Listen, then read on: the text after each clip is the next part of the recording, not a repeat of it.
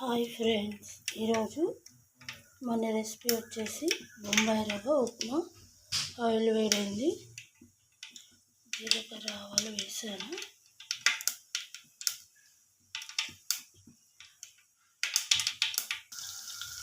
పచ్చిమిర్చి, ఆనియన్, పల్లీలు వేసాను.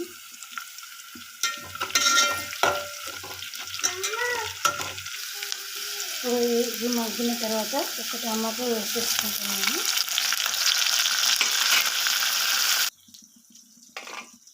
నాలుగు వెల్లుల్లి దంచి వేసుకోవాలి. ఇలా మొత్తం అన్నీ ఫ్రై అయిన తర్వాత నేను ఇక్కడ మీకు చూపిస్తున్న ఈ గ్లాస్ తీసుకుంటున్నాను.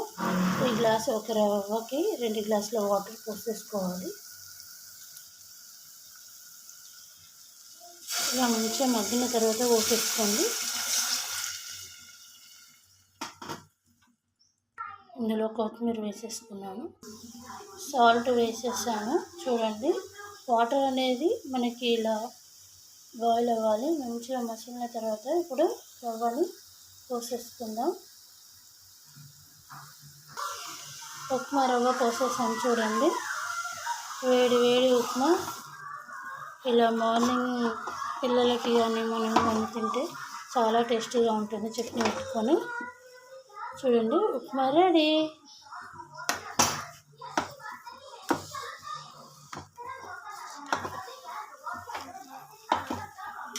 ఒక 2 నిమిషాలు స్టవ్ మీద ఉంచి ఆఫ్ చేసుకుంటే సరిపోతుంది.